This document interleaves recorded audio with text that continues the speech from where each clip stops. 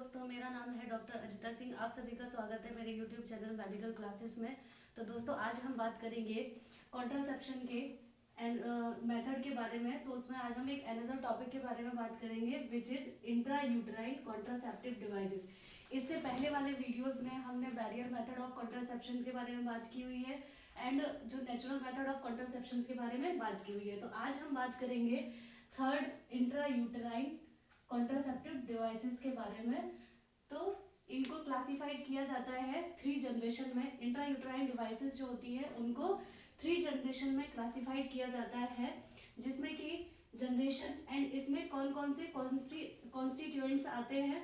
तो जनरेशन में इसमें 3 जनरेशन होती हैं, first generation, second generation and third generation. अब इंट्रा यूट्राइन कॉन्ट्रासेप्टिव डिवाइसेस में फर्स्ट जनरेशन में हमारी नॉन मेडिकेटेड एंड इनर्ट जो इंट्रायूट्राइन डिवाइसेस होती हैं वो आती हैं। जस्ट एग्जांपल में लिपिस लूप, ये इमेजिनरी बेसिस है, तो आप इसको गूगल पे लिपिस लूप डाल करके सर्च कर सकते हैं। तो नॉन मेडिकेटेड एंड इनर्ट आती है, वो किसमें, हमारी first generation of intrauterine contraceptive devices में। एंड सेकेंड जनरेशन में हमारे क्या आते हैं, कॉपर कंटेनिंग। तो कॉपर कंटेनिंग कौन सी होती है, कॉपर टी 380A, ठीक है। इसके बाद थर्ड जनरेशन में हमारी कौन सी आती है, हार्मोन कंटेनिंग आईयूडी, ठीक है, जिस which is progestasert and Mirena.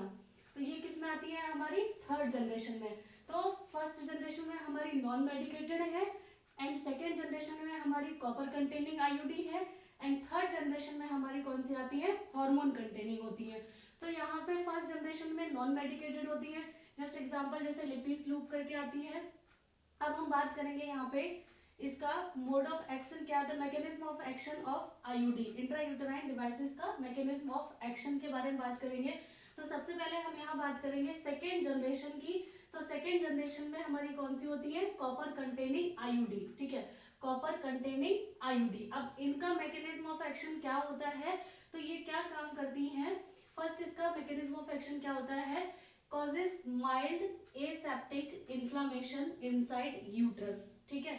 तो ये क्या होती है, कॉपर कंटेनिंग आईयूडी होती है। तो इनका जो मैकेनिज्म ऑफ एक्शन होता है, जब इनको इनसाइड यूट्रस इंसर्ट कर दिया जाता है तो वहां पे ये क्या काम करती हैं, इसके कारण क्या होती है, mild aseptic inflammation inside uterus. Inside uterus क्या करती है, माइल्ड, बहुत ही कम एसेप्टिक इन्फ्लामेशन कॉज करती हैं, ठीक है। सेकेंड इसका क्या mode of mechanism of action होता है, प्रिवेंट इम्प्लांट ऑफ फर्टिलाइज्ड ओवा, ठीक है। ये इंट्रायूट्राइन डिवाइसेस है जो कि क्या होती है, कॉन्ट्रासेप्शन है। इनका मेन फंक्शन क्या होता है कि इसमें हमें प्रेगनेंसी को क्या करना होता है, रोकना होता है। तो जिससे कि इसमें प्रिवेंट इम्प्लांट ऑफ फर्टिलाइज्ड ओवा, जो फर्टिलाइज ओवा होता है उसके इम्प्लांटेशन को क्या करती है ये आईयूडी, रोकती है। कौन सी है, कॉपर कंटेनिंग आईयूडी। इसके बाद हमारा थर्ड इनका क्या काम होता है, हिंडर्स स्पर्म असेंट। ये क्या करती है, स्पर्म्स के असेंडिंग को भी क्या करती है, हिंडर्स करती है। कि जब स्पर्म यूट्रस के अंदर आ जाता है उसके बाद ये फैलोपियन ट्यूब के पास में नहीं जाने देती है। तो ये क्या काम करती है, आईयूडी हिंडर करती है स्पर्म के असेंडिंग को, ठीक है। तो हिंडर्स स्पर्म असेंड। इसके बाद हमने अभी कॉपर कंटेनिंग आईयूडी के बारे में बात करी है, mechanism of action copper containing IUD का देखा है। अब हम मैकेनिज्म ऑफ एक्शन देखेंगे hormone releasing IUD which is third generation, ठीक है। थर्ड जनरेशन में हमारी कौन सी आती है, हार्मोन कंटेनिंग आईयूडी, ठीक है। ये क्या काम करती है, इनका मैकेनिज्म ऑफ एक्शन क्या होता है, तो इनका फर्स्ट मैकेनिज्म ऑफ एक्शन क्या होता है, leads to decidualization of endometrium and atrophy of endometrial glands. जो हमारा यूट्रस के अंदर सबसे इनर मोस्ट लेयर जो एंडोमेट्रियम होती है उसके फंक्शंस को क्या करती है, लीड्स टू डेसिड्यूलाइजेशन, उसके फंक्शंस में कुछ चेंज करती है। इसके बाद क्या करती है, एट्रोपी कर देती है एंडोमेट्रियल ग्लैंड को, ठीक है। तो जिसकी वजह से क्या होता है, दस इनहिबिट्स इम्प्लांटेशन, ठीक है। यहाँ पे बेसिकली क्या कर रही है, जो एंडोमेट्रियम का नॉर्मल फंक्शन होता है उसके फंक्शंस को कुछ चेंज करती है। कौन, हार्मोन रिलीजिंग आईयूडी। इसकी वजह से क्या हो जाता है कि एंडोमेट्रियल जो ग्लैंड होती है उनमें एट्रोपी हो जाती है और जिसकी वजह से क्या हो जाता है, इनहिबिट कर देती है इम्प्लांटेशन को रोकती है होने से, ठीक है। इसका फंक्शन क्या है हार्मोन रिलीजिंग आईयूडी का, makes the cervical mucus impermeable for sperm. ठीक है, ये क्या करती है, जो सर्वाइकल म्यूकस होता है, जो सर्विक्स से म्यूकस रिलीज होता है उसके फंक्शन में कुछ चेंज करती है, तो जिसकी वजह से क्या होता है स्पर्म वहां से परमिएबल नहीं हो पाते हैं।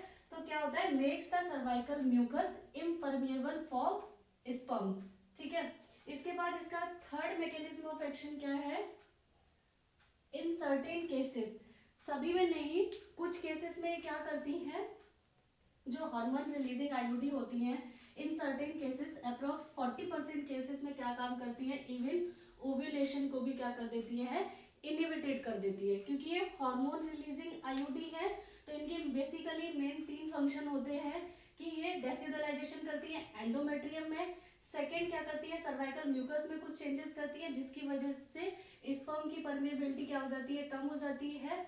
ठीक है, म्यूकस सर्विकल म्यूकस इम्परमेबल हो जाता है फॉर स्पर्म्स के लिए। ठीक है, थर्ड ये क्या करती है, इन सर्टेन केसेस, कुछ केसेस में क्या होता है, लगभग अप्रोक्स 40% केसेस में क्या करती हैं, ओव्यूलेशन को भी क्या कर देती हैं, इनहिबिटेट कर देती है। तो ये बेसिकली मैकेनिज्म ऑफ एक्शन होते हैं 3 जो कि हार्मोन रिलीजिंग आईयूडी के हैं। इसके बाद अब हम बात करेंगे life span of IUD. IUD का जो इंट्रायूटेराइन डिवाइसेस होती हैं इनका लाइफ स्पेन किस किस का कितना कितना होता है। तो सबसे पहले हम देखेंगे जो सेकेंड जनरेशन की कॉपर कंटेनिंग आईयूडी है जो कि कॉपर T380A है, तो इसका लाइफ स्पेन कितना होता है, कॉपर T380A का 10 ईयर्स का लाइफ स्पेन होता है। ठीक है, इसके बाद जो हार्मोन कंटेनिंग है, ठीक है, प्रोजेस्टासार्ट, इसका कितना होता है, 1 ईयर का होता है। ठीक है, एक होती है मेरिना, ये भी हार्मोन कंटेनिंग ही होती है, तो इसका कितना होता है, 5 ईयर होता है। तो ये बेसिकली क्या था, इंट्रायूटेराइन कॉन्ट्रासेप्टिव डिवाइसेस की जनरेशंस के बारे में, कि फर्स्ट जनरेशन में कौन सी आती है, सेकेंड जनरेशन में कौन सी आती है एंड थर्ड जनरेशन में कौन सी आती है, और उसका मैकेनिज्म ऑफ एक्शन, इसको आप लोग नोट कर सकते हैं।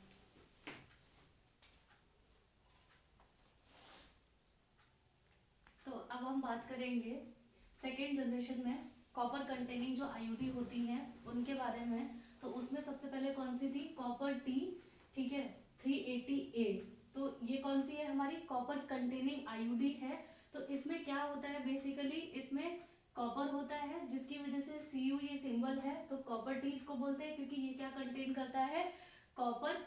टी इसको इसलिए बोलते हैं क्योंकि ये टी शेप्ड होता है। इसको आप लोग गूगल में डाल के सर्च कर सकते हैं कि ये किस शेप का होता है। ये बेसिकली इस टाइप से कुछ जाता है, ऐसे करके टी शेप टाइप होता है। ठीक है, तो इसमें क्या होता है, टी शेप का है इसलिए इसको टी बोलते हैं। एंड 380A क्या है, इसमें 380 रिप्रेजेंट्स करता है total area of copper wire. जो वायर है उसमें टोटल एरिया ऑफ कॉपर का क्या करता है, 380 रिप्रेजेंट करता है 380 mm² में। ठीक है, जिसमें क्या होता है 314 क्या होता है mm² ऑन स्टेम। जो इसका स्टेम होता है उसमें कितना होता है 314 mm² एंड 33 mm² कितना होता है ऑन ईच आर्म। जो उसकी 2 आर्म्स होती हैं, ऑन ईच आर्म में कितना होता है 33 mm²। ठीक है, ईच आर्म। ए इसमें क्या रिप्रेजेंट करता है, इसमें क्या हो गया 380 का हमने रिप्रेजेंटेशन देख लिया। इसमें क्या होता है total area of copper wire. इसमें ए क्या रिप्रेजेंट करता है, कॉपर प्रेजेंट ऑन आर्म्स, कि कितना कॉपर आर्म्स में प्रेजेंट है। ठीक है, इसमें अब क्या है second point, distributed free of cost by government. ये क्या होता है, गवर्नमेंट के द्वारा फ्री ऑफ कॉस्ट पे क्या मिलता है, डिस्ट्रीब्यूटेड किया जाता है। अब ये कितना रिलीज होता है, 50 माइक्रोग्राम, 50 माइक्रोग्राम पर डे क्या होता है बॉडी में ये रिलीज होता है। जो भी कॉपर टी यूज करता है तो उसमें पर डे कितना 50 माइक्रोग्राम पर डे बॉडी में ये रिलीज होता है। ठीक है, अब इसका मेथड ऑफ इंसर्शन देख लेंगे कि किस तरीके से इसको इंसर्ट किया जाता है। तो इसमें मेथड ऑफ इंसर्शन में क्या होता है, यूज करते हैं विड्रॉल मेथड को यूज किया जाता है। नो टच टेक्निक, कोई भी टच टेक्निक यूज नहीं करते हैं कि डायरेक्ट इसको टच किया और इंसर्ट कर दिया, बिकॉज वहां पे क्या होता है PID पेल्विक इंफ्लामेटरी डिजीज का क्या होता है, इन्फेक्शन का क्या होता है, रिस्क होता है। ठीक है, तो रिस्क होता है इसमें पीआईडी का, इसलिए इसमें क्या करते हैं, विड्रॉल मेथड यूज करते हैं, कोई भी टच टेक्निक इसमें यूज नहीं करते हैं, ठीक है। ओनली कॉपर टी अप्रूव्ड होती है इन इंडिया, और ये कितनी 10 ईयर्स के लिए ये इफेक्टिव होती है। हमने इनका लाइफ स्पेन भी पढ़ा है कि किस किस आईयूडी का कितना कितना लाइफ स्पेन होता है।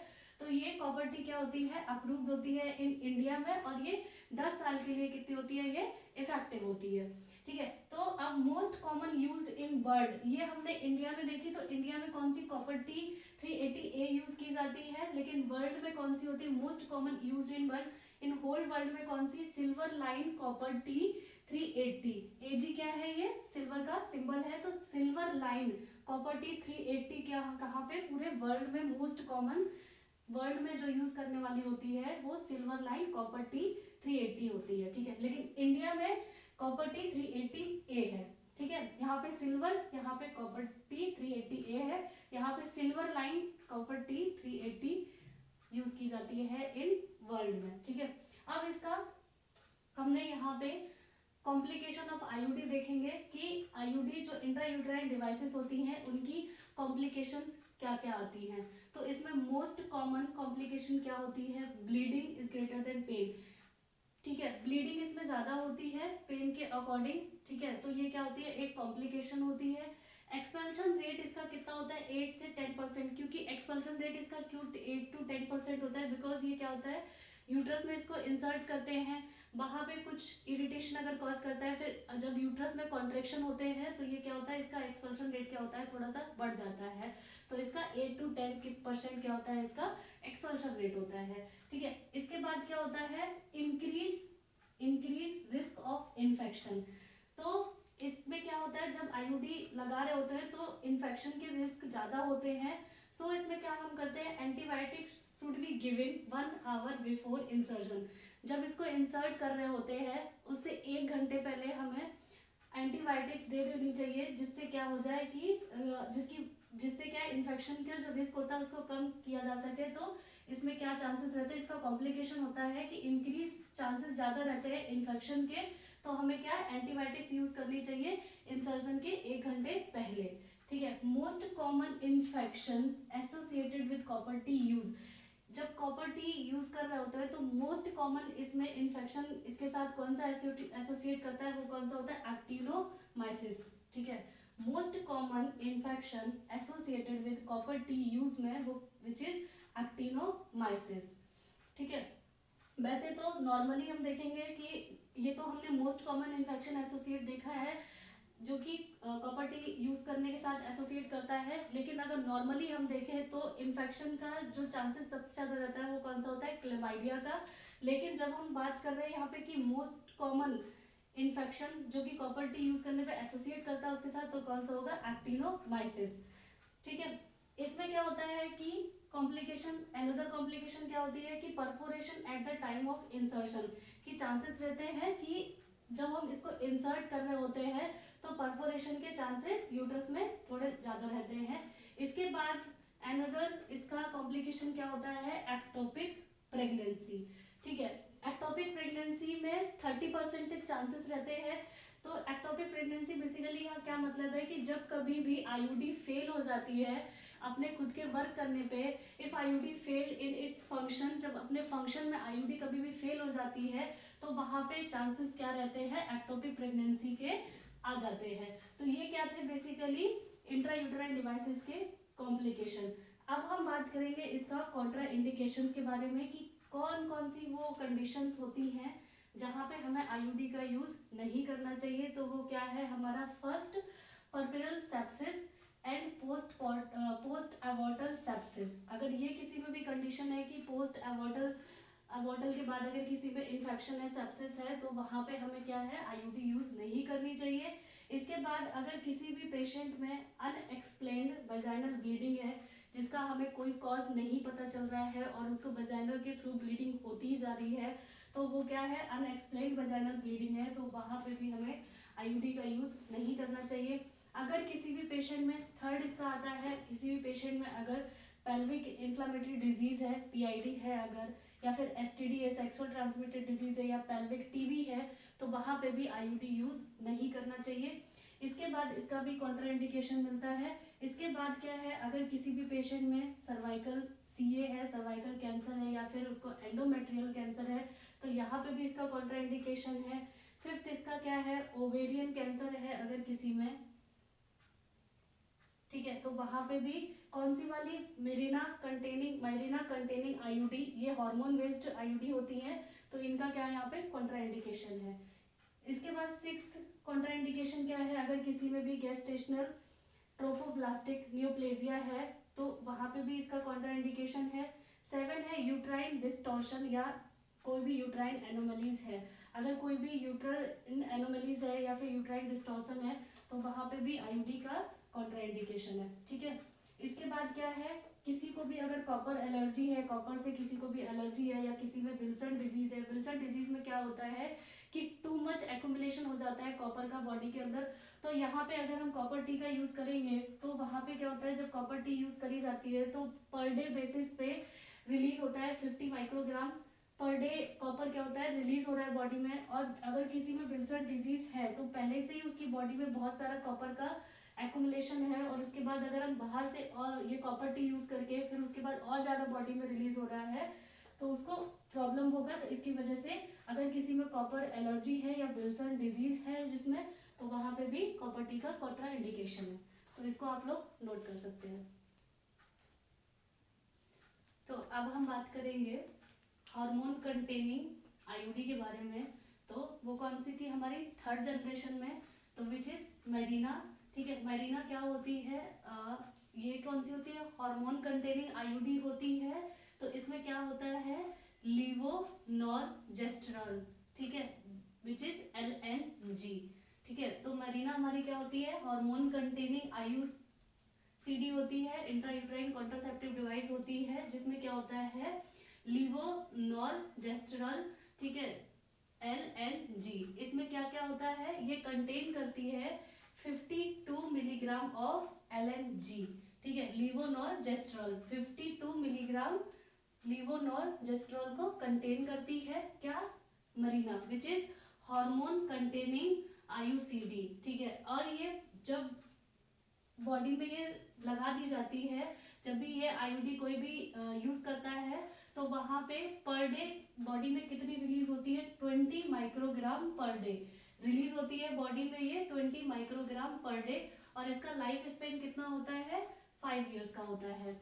इसके बाद इसका जो मोस्ट कॉमन कॉज होता है रिमूवल ऑफ आईयूडी, तो वो क्या होता है, पेशेंट कंप्लेन बताता है पेन को, जिसमें कि क्या बहुत ज्यादा सीवियर पेन बताता है। तो इसका जो most common removal of IUD जो मोस्ट कॉमन कॉज होता है तो वो क्या होता है, पेन, ठीक है। इसके बाद हम contraception of choice in HIV female, जो भी HIV फीमेल होती हैं, ठीक है, उनमें क्या होता है कॉन्ट्रासेप्शन ऑफ चॉइस होता है इन HIV फीमेल में। तो उसमें क्या होता है कि अगर कोई भी HIV फीमेल है जिसमें कि HIV वायरस है किसी भी फीमेल में, तो वहां पे हमें कोई भी आईयूडी यूज करनी है, तो जो कि कॉपर कंटेनिंग हो या फिर कोई भी हार्मोन कंटेनिंग हो आईयूडी, तो आईयूडी के साथ में हमें क्या कोई भी बैरियर्स भी यूज करने हैं। बैरियर्स में कौन से, जो कि कंडोम्स के बारे में बात करी थी हमने, मेल कंडोम है या फीमेल कंडोम है, तो यहाँ पे क्या होता है कि आईयूडी के साथ में बैरियर्स भी यूज करने हैं, IUD along with barriers to prevent the STD, जो सेक्सुअल ट्रांसमिटेड डिजीज होती है उनको रोकने के लिए। तो यहाँ पे कॉन्ट्रासेप्शन ऑफ चॉइस होता है इन HIV फीमेल में। तो HIV फीमेल में सिर्फ और सिर्फ आईयूडी दे करके ही नहीं छोड़ सकते, उनको हमें ये भी बताना होता है कि इसके साथ आपको कोई ना कोई बैरियर्स भी यूज करने हैं, जिसकी वजह से जो STD है उसको रोका जाए और वो स्प्रेड ना हो, ठीक है।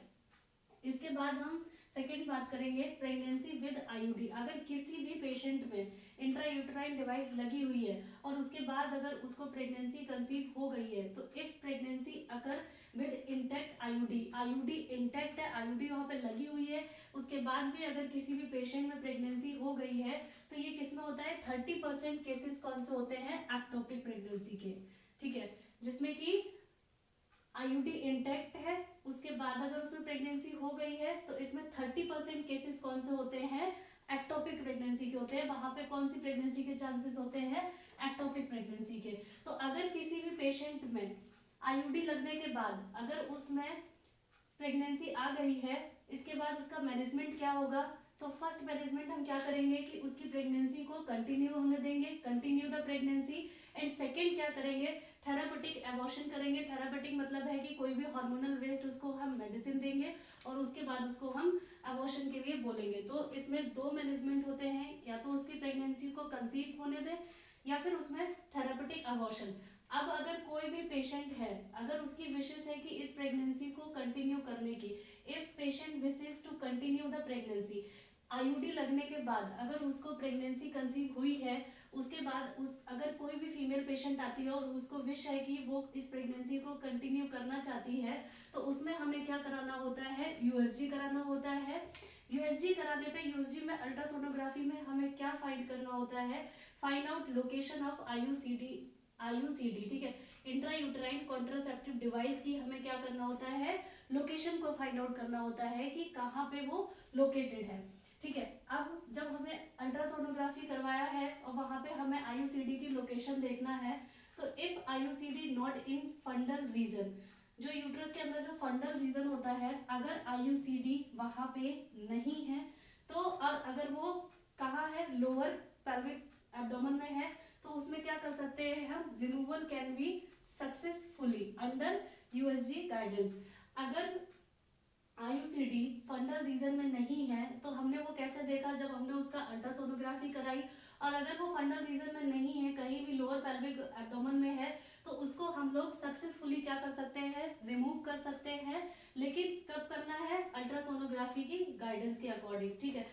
अगर सेकेंड केस क्या आता है कि अगर आईयूसीडी जो है, इंट्रा यूटेराइन कॉन्ट्रासेप्टिव डिवाइस जो है, इज इन फंडल लोकेशन, अगर उसका लोकेशन अल्ट्रासाउंड में फंडल लोकेशन आ रहा है, वो अगर इंसर्ट फंडल लोकेशन पे है, तो हमें इसको जस्ट लेफ्ट इन प्लेस, तो उसको हमें उसके प्लेस पे ही ऐसे ही छोड़ देना है। एंड जो प्रेगनेंसी है तो उसको क्या करना है? एंड कंटिन्यू द प्रेगनेंसी, और प्रेगनेंसी को क्या होने देना है? कंटिन्यू होने देना है।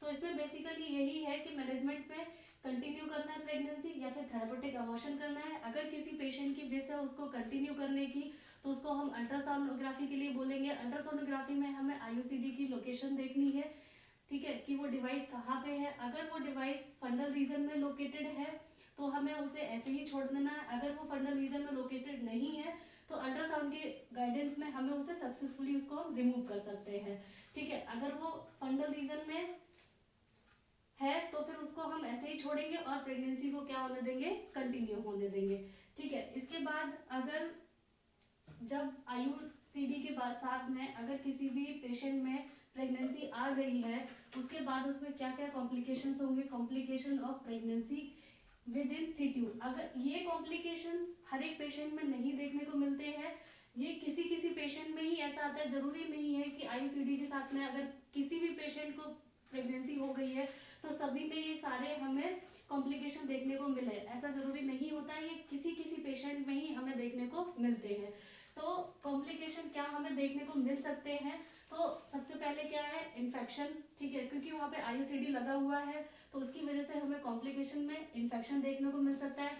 प्री टर्म लेबर भी देखने को मिल सकता है, ठीक है। इसके बाद premature rupture of membrane and IUG restriction, ठीक है, इंट्रा यूटेराइन ग्रोथ रेस्ट्रिक्शन। अब यहाँ पे क्या है कि वहाँ पे आईयूसीडी लगी हुई है, इंट्रा यूटेराइन कॉन्ट्रासेप्टिव डिवाइस के साथ में अगर किसी पेशेंट में प्रेगनेंसी आ गई है तो उसके बाद क्या होगा? इंट्रा यूटेराइन ग्रोथ रेस्ट्रिक्शन हो जाएगा, जो बेबी है उसका ग्रोथ अच्छी तरीके से पूरी तरीके से नहीं हो पाएगा। इसके बाद क्या होगा? जो आईयूसीडी है, हो सकता है कि जो मेम्ब्रेन बनी हुई है अराउंड फीटस, तो उसको क्या कर सके? वो प्री मैच्योर रप्चर कर सकती है। इसकी वजह से जब प्री मैच्योर मेम्ब्रेन रप्चर हो जाएगी तो वहां पे हमें क्या मिलेगा? प्रीटर्म लेबर देखने को मिल सकता है, और प्रीटर्म लेबर देखने के बाद इसमें क्या चांसेस हो जाएंगे? इन्फेक्शन के चांसेस रहेंगे। तो ये बेसिकली क्या था हमारा इंट्रायूटेराइन कॉन्ट्रासेप्टिव डिवाइसेस के बारे में। ये नोट्स आप लोग नोट कर सकते हैं, या आप लोग के एग्जाम के लिए या फिर कोई भी एमसीक्यूज बेस्ड क्वेश्चन के लिए काफी यूजफुल होंगे। Thank you.